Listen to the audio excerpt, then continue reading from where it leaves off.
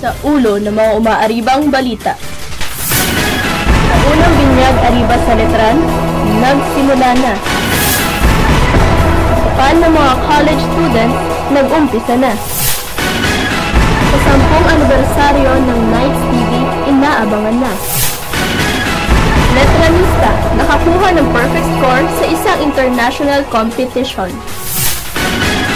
At mga bagong student leaders sa kolehiyo nanumpa na.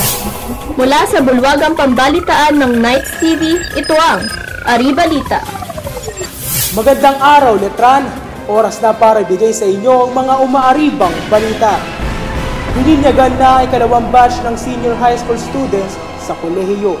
At iyan ang tinutukan ng umaaribang si Bea Odonio. Tama ka nga dyan, Gabriel. Muli na naman nagsimula ang bagong taon ng kolehiyo para sa mga senior high.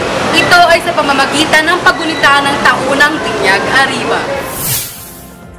Ang Binyag Ariba 2017 ay magaganap ngayong araw at ito ay magsisimula sa oras na alas 8 ng umaga dito sa Blessed Verona Gymnasium. Nakakapanayam natin ngayon ang chairman ng Student Council mula sa Senior High School. Magandang umaga sa iyo, Brent Soralda, at welcome sa Aribalita. Magandang umaga din. Sa iyong palagay, ilan ang population ng incoming Senior High School students ngayon? Around 740 po ang incoming. Mayroon bang pinagkaiba ang nakaraang Binyag Ariba sa kasalukuyang Binyag Ariba? Wala naman masyado. Minor changes lang like sa presenters. Wala po kaming lakas Ariba. Parang nabawasan po sila. Pero the rest po, exact copy lang po ng parang last year. Siyempre, kayo ang unang batch ng Student Council mula sa Senior High. Ano nga ba ang dapat abangan ng inyong mga kapwa letranista? Ang pinaka-inaano po naming mga projects, yung projects po for specifically senior high school. Kasi yun nga, gaya po dati last year, nakikisabay lang po kami sa mga events ng college. Wala pong gumagawa para sa amin po. Maraming salamat, Brent Surata, ang chairman ng Student Council mula sa Senior High School. Ang ilang nakilahok na organization sa Binyag Ariba 2017 ng kolehiyo ay ang Letran Filipiniana Dance Company, Letran Forte, Letran Choirs United, Letran Singing Ambassadors at Teatro de Letran. Kung mapapansin nyo, ang mga senior high students ay nahati sa dalawang kulay at ito ay ang red at ang blue. Ang red ay para sa mga senior high students na ang kinukuha na strand ay STEM or Science, Technology, Engineering, and Mathematics at ICT or Information and Communication Technology. Habang ang mga naka-blue ay ang mga senior high students na ang kinukuhang strands ay ABM or Accountancy, Business, and Management at HE or Home Economics. At yan ang mga bagong balita mula dito sa Letran Ground. Ako si Beatrice Odonio para sa Aribalita. Balik sa'yo, Gabriel. Salamat, Bea Odonio. Samantala, umpisa na ang klase ng mga college students sa kolehiyo. At iyan ang tinutukan ng umaaribang si Janil Go. Kamusta naman ang unang araw ng mga college students, Janil? Gabriel, yun na nga ang pagsimula ng unang araw ng klase ng mga college students dito sa ating kolehiyo. At karamihan nga sa kanila ay handang-handa na para sa semester na ito.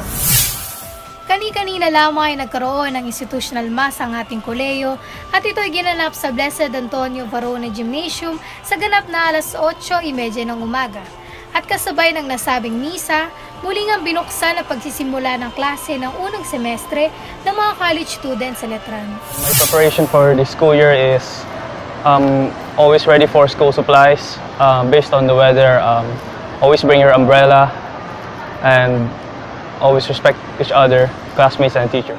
Sa akin kasi dapat kompleto ka ng gamit parate. Siyempre nakakahiya naman, lalo na if hindi mo pa kilala yung mga kasama mo sa klase. Dapat kompleto yung gamit mo. Ball pen, lalo na yung paper. Sobrang importante yung paper. And of course, extra ball pen and extra money kasi hindi natin alam mamaya wala na pala yung prof nyo, hindi siya attend. So dapat may extra tayong pang kain or kaya for fair lang. So yun, be ready.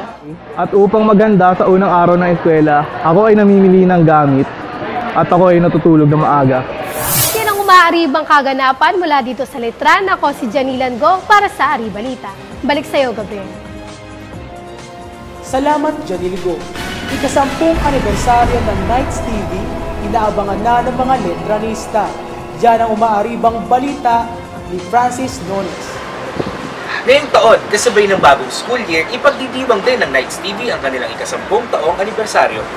Ang Knights Cable Television o mas kilala ngayon bilang Knights TV ay ang opisyal na campus organization ng kolehiyo.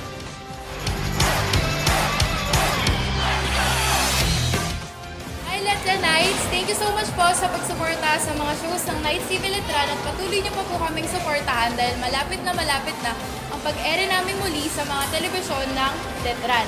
At bukod sa mga shows namin na mas lalo namin pinaganda ay marami pa kayong mga aabangang mga events na kasabay ng pag-celebrate natin ng 10th year anniversary ng Knights TV Letran.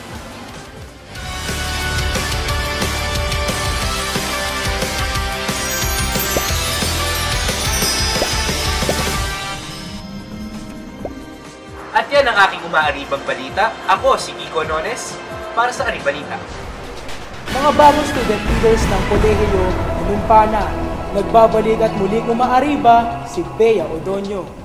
Ngayon na nga ang araw na pinakahihintay ng bawat organization ng kolehiyo.